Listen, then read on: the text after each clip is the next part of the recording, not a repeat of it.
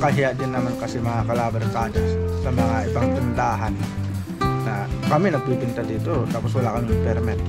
Tapos yung mga ibang tindahan sa paligid namin may permit. So parang hindi naman makatarungan. So, gusto namin ni Mrs. Maging patas kami, lalaban din kami ng patas, ganun nga.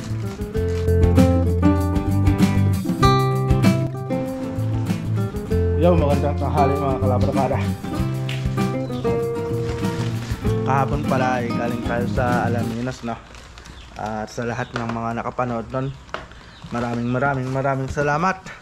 At ngayon ang ginagawa namin ay inaayos namin lahat ng mga pinamili namin kahapon. Ito lahat yun. So, nagdi-display na kami ni Mrs. sa tindahan.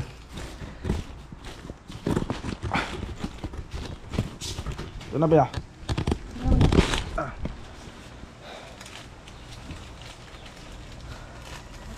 Ayos na natin. Ano itong mata yun? Biskuit. Biskuit lahat. Mga biskuit na. Ay! Fruities. Fruities. Ayan, marami naman tayong stock. Lamang tama talaga itong kan, no? Stante na yan. Buti na nga lang talaga nabili natin to. Ha? Buti na nga lang talaga nabili natin. Dalawa to dalawa to. Nasa yung isa? Baka nandun sa ibang box. Baka nandun sa ibang box.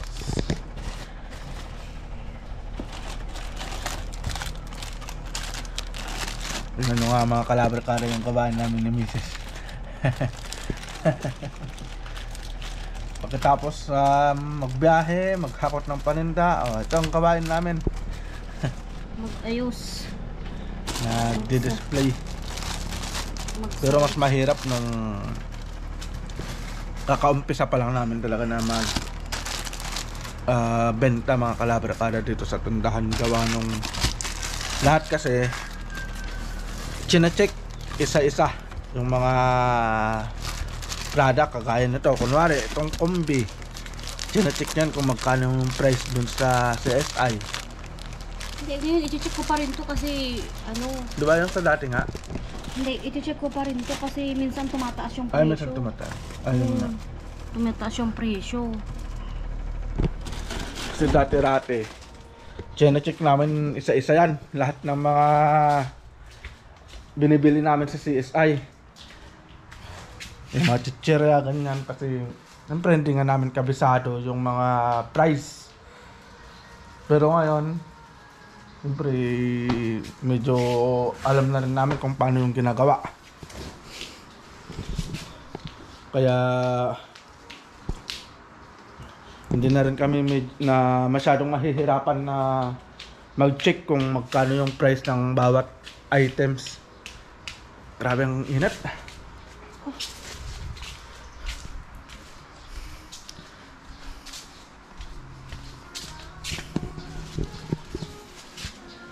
Kung makikita nyo pala mga kalabarkada, no? Marami pa rin yung stock o yung nandito sa loob ng tindahan. Iba pa yung mga nandito sa sala. Iba pa yun, ayun yung hinakot natin kahapon yung nandun. Pero ito iba pa to. Ito yung nung nakaraan. At saka itong mga to.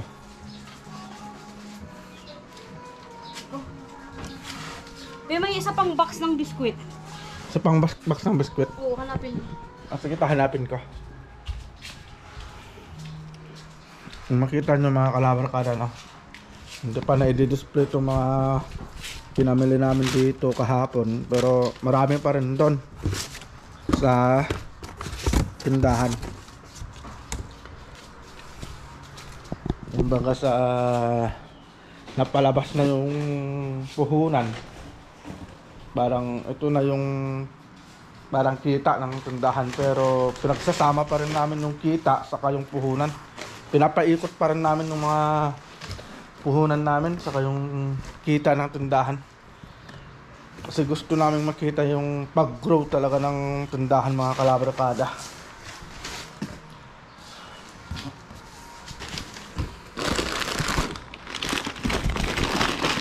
Andito. Ito. Ito yung isang box ng biskuit. Alright. Siguro napapansin ng mga kalabarkada no, na dalawa lang kami ni Mrs. na namamahala dito sa tindahan namin. So bakit? Kasi kung kukuha ka pa ng tao na pasasahurin mo, yung kikitain mo sa bawat paninda mo, kung tinutubo mo, mapupunta na sa pagpapasahod mo sa tao. Bakit ka pa naman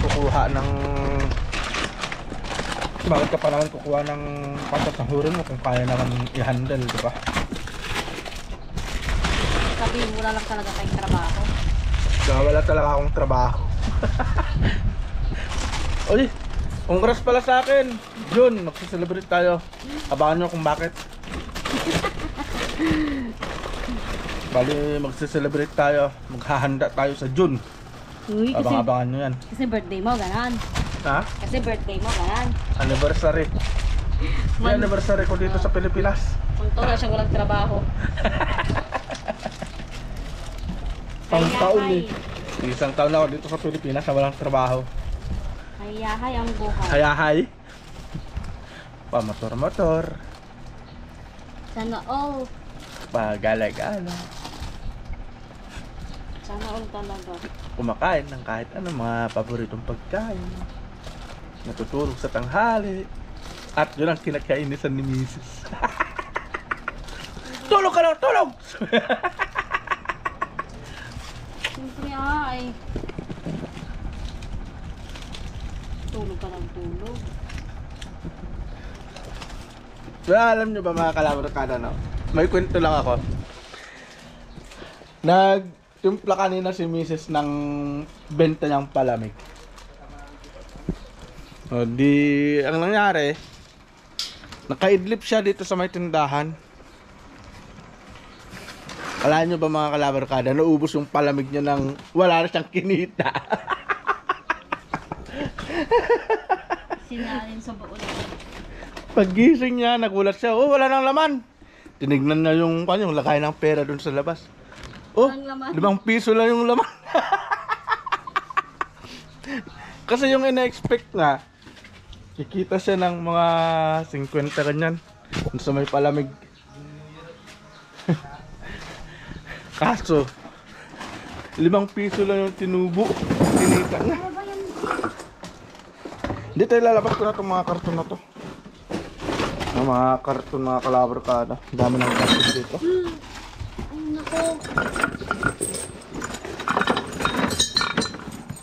Pag may tindahan ka talaga, hindi mo maiwasan na makakaipon ng mga maraming karton. Yan na. Hindi pa naman ngayon binibili yung mga karton.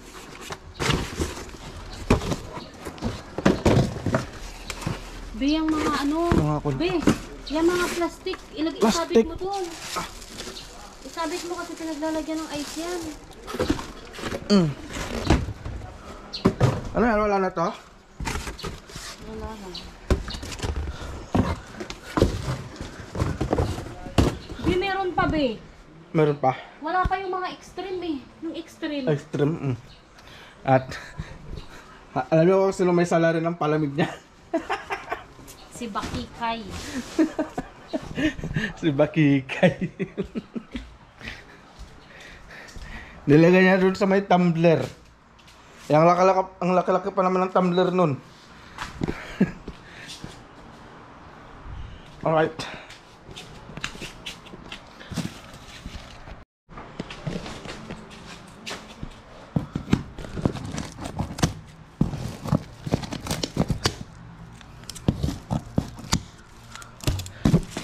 Pero ito ay ito sakto. Ito pala yung mga biskuit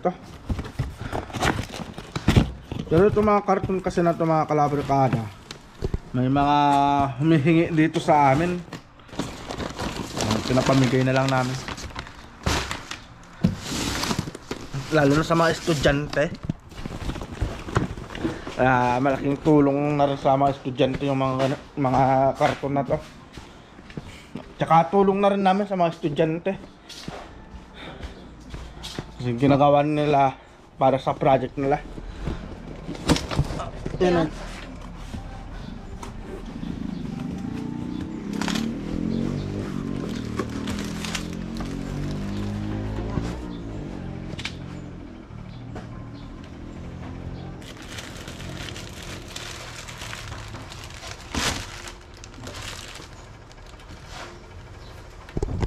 Saka yung pagtitindahan din kasi mga kalabarkada, dapat chinecheck mo lagi din yan kasi minsan may mga sinisira na mga langgam. Tapos dapat kailangan malinis yung tindahan para hindi pamahayan ng mababait. Meron din, may nakikita rin kami minsan kaso hinahayaan lang namin kasi hinahabol naman ni Mingming. Minsan makikita mo na ng mga dagaan dyan sa labas. Mahirap nun kung yung alaga mong pusa, kaibigan pa niya yung mga mababait.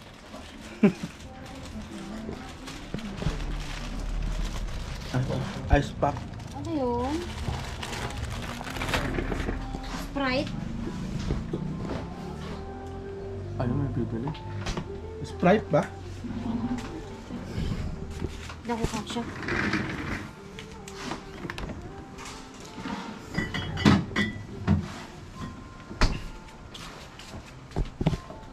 Yan lang no?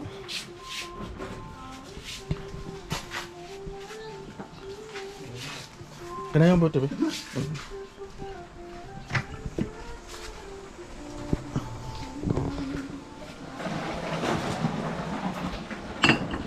Mukhang marami na naman tayong sasakada ng mga kasalo ko. Isang case na naman, mahigit isang case na naman yung nandito.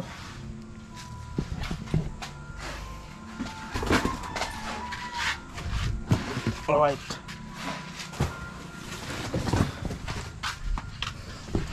Lugi lugi.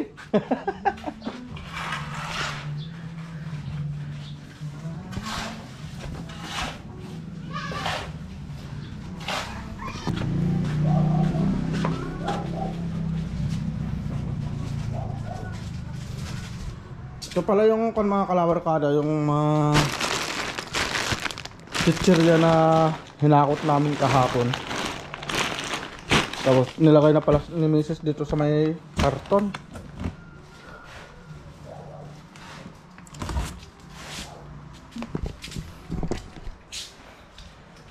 Yung kahapon kasi, kung napanood mo yun, lahat nung nabili natin ay worth 17,922. Kunti na lang, magiging 18,000 na. Tapos nakakuha lang yung mga kalabarkada, mga dagdag lang nun. Hindi talaga siya totally na parang binili kasi naubos na sa tindahan. Parang pang dagdag lang siya. Kasi nung last na naghakot tayo, mas marami yun. Kasi talaga yun, naubusan talaga kami ng stock dito sa tindahan. Kaya inaabot kami ng mga 23,000 mahigit yun. Kaya mas marami yung nahakot natin nung nakaraan.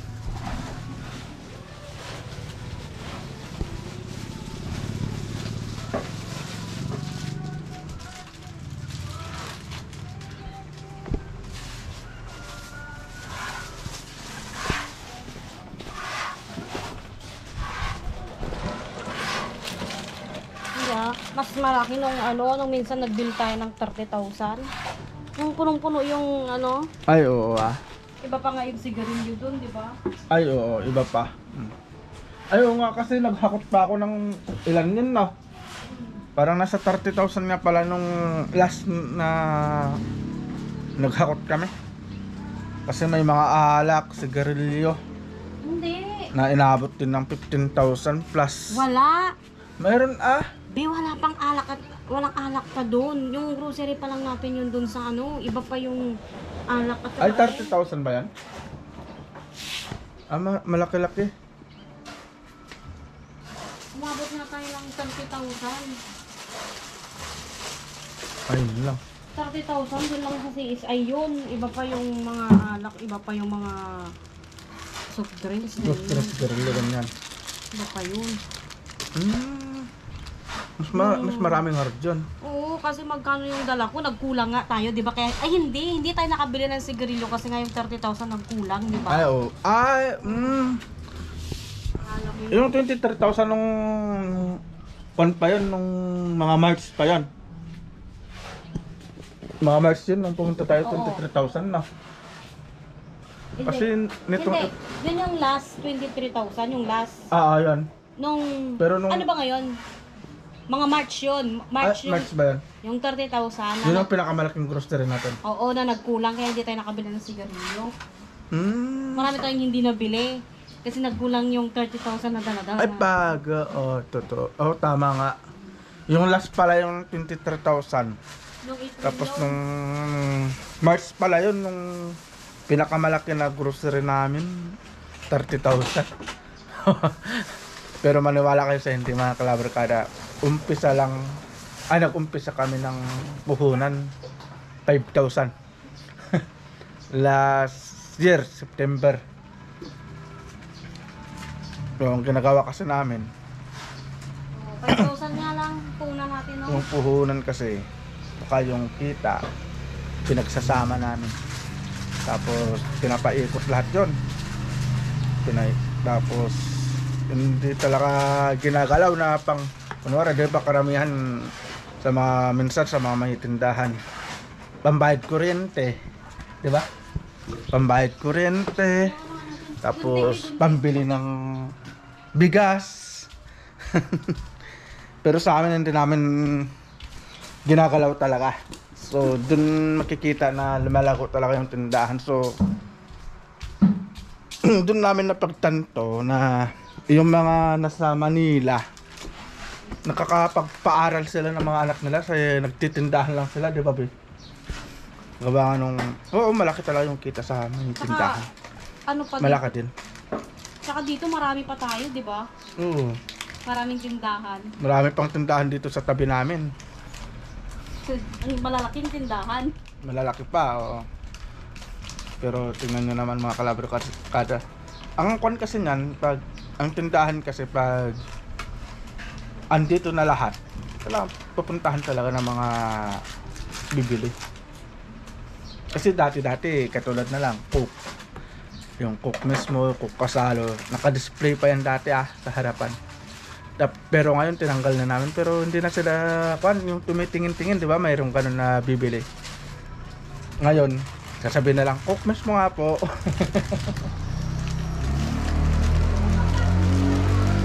Wala lang sa atin dito bigas. Yun, bigas. Wala tayong bigas.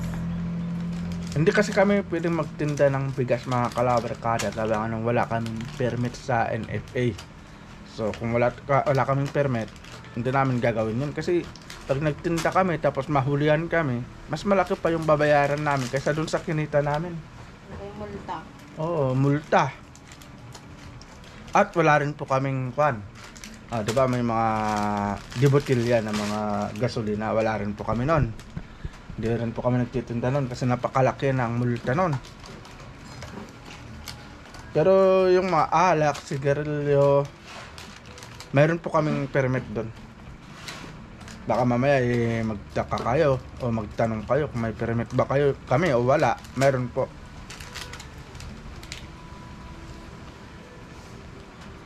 Tapos school supplies, meron din po kami yan. School supplies. Pero dati kasi, ang unang-una talaga naging business dito sa bahay is yung printing ni Mrs. Bali, dun pa siya kumukuha ng permit niya sa barangay, sa barangay. Tapos, naglaon, kumukuha na rin siya ng school supplies. Pero may permit yun sa barangay. Then, nung umuwi ako ng June, nag-stay na ako dito ng June dito sa Pilipinas. Doon na kami nagkasundo na gawing tindahan tong terrace. September. Tiris na. No? At 2 beses kami kumuha ng permit, no. Nung una, October ba yun? Nung kumuha tayo? Nung alanganing ano nga yun. Alanganin na yun, oo. Kumuha tayo ng October, di ba? Kumuha kami ng permit nung October 2023. Tapos, Kasi January 2024, kumuha ulit kami. Kasi Kasi, nga rin nyo nga yun, magre-renew yun. kasi nga, Kada January.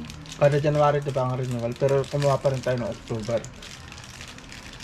Kasi nga, may story kasi na siyempre, nakakahiya din naman kasi mga kalabarkada sa mga ibang tindahan na kami nagbibinta dito tapos wala kaming permit. Tapos yung mga ibang tindahan sa paligid namin may permit. So, parang hindi naman makatarungan. So, gusto namin ni Mrs. Maging patas kami. Lalaban din kami ng patas. Ganun yun. Kaya, siyempre nakakahiya eh. Tapos mamaya, baka mamaya i-report ka nila, di ba? Tsaka kasi syempre be, gusto natin magtinda ng alak. Hindi nga Oo. pwedeng magbenta ng alak pag walang Ay, oo nga pala. Oo, tama. Kasi hindi ka pwede makapagbenta ng sigarilyo sa kaalak kung wala kang permit. Pero yun nga lang kasi, every year kasi, tumataas yung binabayaran sa munisipyo para sa permit. Every year yun, tataas ng tataas dyan. Siyempre, tataas din kasi daw yung ano, Yung ratings na. hindi yung magiging puhunan niya. Punan nga, oh. Eh, Pero syempre, nababawi naman. Nababawi naman katulad- talaga mga kalabarkada. Katulad na, di ba, nag-umpisa tayo sa 5,000. 5,000, Oh, tapos lumago nga siya ng lumago, di ba? Basta nga, hindi nga tayo kumukha ng tao na nagmamalas dito. Yun ang isang dahilan kasi nun. Kasi pag yung, gaya ng sabi nga namin kanina, pag kukuha ka ng, kunwari, tao na tagatinda mo dito, magkano ang per day ng provincial rate? Wala na yata ang provincial rate ngayon, di ba? Hindi ko alam. Sabihin mo na nating nasa 500, sige. 500 na, provincial rate. O yung 500 a day. 500 a day. So, ibig sabihin, nung kikitain mo na lang, yung tutubuin mo sa paninda mo, mapupunta na lang lahat sa tao mo na nagtitinda dito. Ang ginawa namin, yung misis yung bahala dito sa taga-binta, at ako naman yung papunta sa bayan. Ako yung naghahakot ng paninda. So, kung mapapansin nyo, nagbablog ako lagi na naghahakot ako ng paninda sa bayan. Yun kasi ang dahilan kaya hindi ko madalas na kasama si Mrs.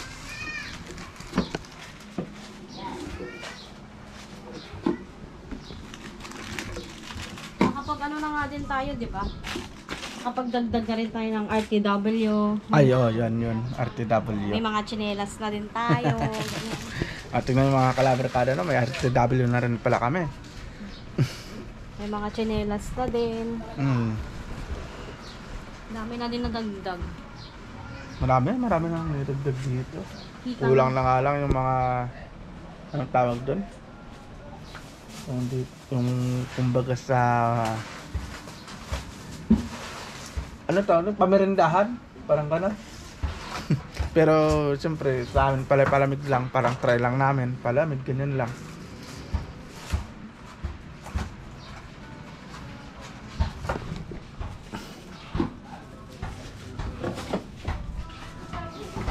Alright mga kalabarkada, no? So yun lang yung gawain namin ngayong araw ni Mrs. Lagyan mo ng ice yung palamig. Sige, Hindi sige. na ano. Alright mga kalabarkada, no? So yun lang yung vlog namin ngayon ni Mrs. At maraming salamat po sa inyong walang sawang suporta at sa lahat ng mga nanonood sa mga vlog namin. Salamat po. At dun sa mga nanood pala sa vlog namin kahapon na naghakot kami ng paninda, kung gusto nyo magpa-shoutout, comment lang po kayo sa baba para may shoutout ko po kayo sa next vlog natin. Alright, so see you po sa next vlog natin mga kalabarakada. Babush!